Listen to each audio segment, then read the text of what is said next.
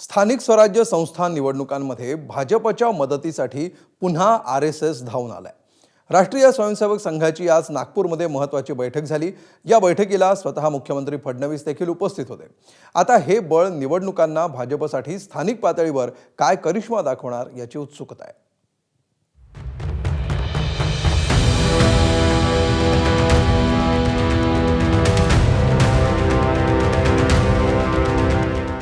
स्थानिक स्वराज्य संस्था निवडणुकांसाठी भाजप आणि संघाचं पुन्हा ठरलं। नागपुरात समन्वय बैठकीत निवडणुकांची रणनीती निश्चित। भाजपच्या मदतीसाठी संघ पुन्हा दक्ष।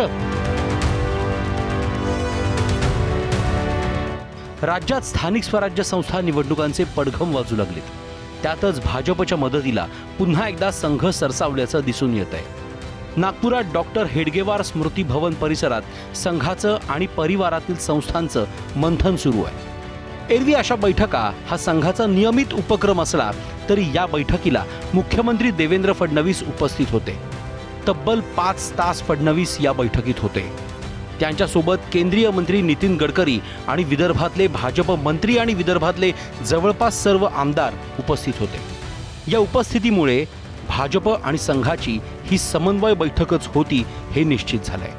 स्थानिक स्वराज्य संस्थांच्या निवडणुकाच्या दृष्टिकोनातून या बैठकीमध्ये संघ परिवारातील सर्व संघटनांमध्ये एकोपा राहावा, एक वाक्यता राहावी आणि त्या अनुषंगाने ही बैठक जी आहे ती आज नागपुरातील रेशीमबाग कार्यालयामध्ये पार पडली। त्यामुळे अनेक तास मुख्यमंत्री स्वतः जेव्हा ज्या बैठकीला देतात नक्कीच ती बैठक जी आहे ती पक्षासाठी आणि सरकारच्या अनुषंगाने पण फार महत्त्वाची होती, कारण समन्वय असावा यासाठीची ही बैठक नियमितप्रमाणे संघामध्ये घेतली जाते। आणि तीच बैठक आज जेव्हा विदर्भस्तरीय पार पडली तर अनेक तास जेव्हा मुख्यमंत्री देवेंद्र फडणवीस आणि भाजपचे इतर महत्त्वाचे मंत्री आणि नेते ज्या बैठकीमध्ये सहभागी असतात, नक्कीच ती बैठक भाजपच्या दृष्टिकोनातून संघ परिवाराच्या दृष्टिकोनातून अत्यंत महत्त्वाची होती।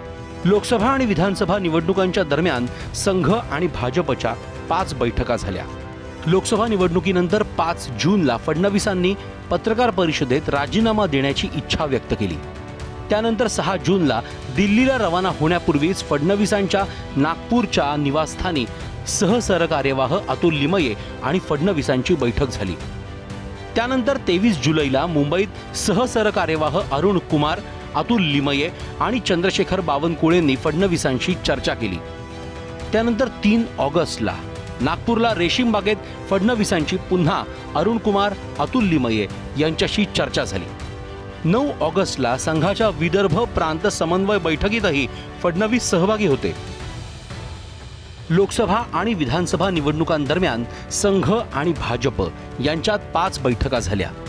लोकसभा निवडणुकांपेक्षा अगदी उलट चित्र राज्यात विधानसभा निवडणुकांमध्ये दिसलं। आता स्थानिक स्वराज्य संस्था निवडणुकांसाठी सज्ज झालेल्या भाजपला संघाची पॉवर मिळणार हे उघड आहे। महाविकास आघाडीसोबतच भाजपच्या मित्रपक्षांसाठीही हा अलार्मिंग कॉलच म्हणावा लागेल। रजत वशिष्ठ, एबीपी माझा, नागपूर। एबीपी माझा, उघडा डोळे बघा नीट।